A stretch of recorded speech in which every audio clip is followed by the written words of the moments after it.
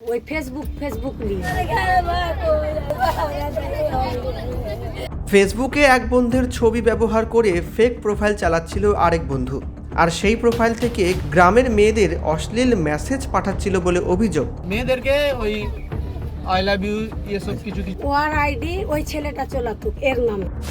এই ঘটনার পরই প্রতিবাদ করতে গিয়েছিলেন, আর তারপরই তার পরিবার এবং সেই বন্ধু পিটিয়ে হাসপাতালে পাঠিয়ে দেয়।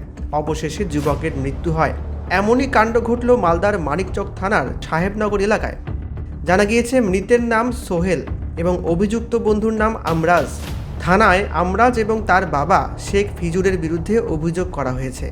মৃত যুবক সোহেলের পরিবারবর্গের অভিযোগ, সোহেল এবং আমরাজ দুজনেই একই স্কুলে পড়াশোনা করত। তারা দুই বন্ধু ছিল।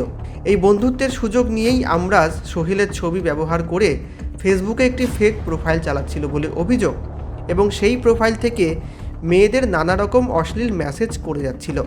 পরে জানতে পেরে বিষয়টি রোববার আমরাজের বাড়িতে গিয়ে প্রতিবাদ জানায়। আর সেই ঘটনাকে ঘিরেই নাকি আমরাজ এবং তার বাবা দুজনেই মিলে সোহেলকে লাঠিসোঁটা এবং বাঁশ দিয়ে বেধড়ক মারধর করে বলে অভিযোগ।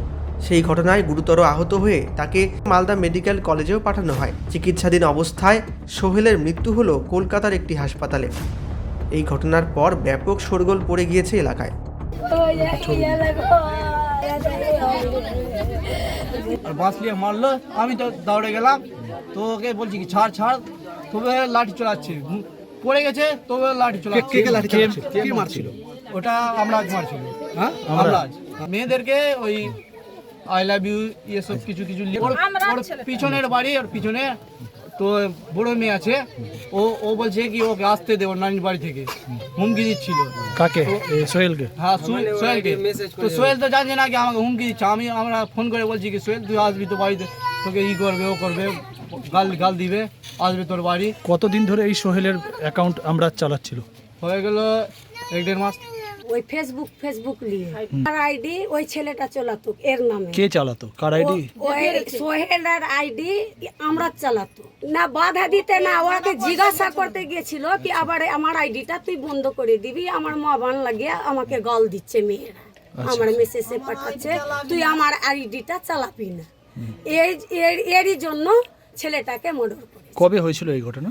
এই ঘটনা 22 তারিখ সন্ধ্যাবেলা 7টার সময়। তারপরে কিভাবে উদ্ধার হলো?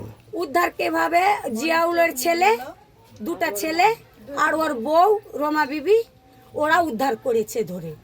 এবার বডি আনতে গিয়েছে, যখন রোডে ফেলে দিয়েছে মেরে, তো সিমরান আর এমাম আর রমা বিবি ওরা গিয়েছে যখন ছেলেটাকে আনতে, মানে গ্রামবাসী মিলে, হ্যাঁ গ্রামের লোক যখন আনতে গিয়েছে, তো ওর বউটা বডিটা ছেলেটাকে আনতে দিচ্ছে না, রোডের উপরে ফেলে আছে, মারা যাওয়ার পরে পালিয়ে গিয়েছে। আর দুটাকে ওই ছোট ওই বন্ধুটাকে আর বন্ধুর মাকে আবার আমরা শুনতে পেলাম, এখন আমাদের লোক থানা গিয়েছে।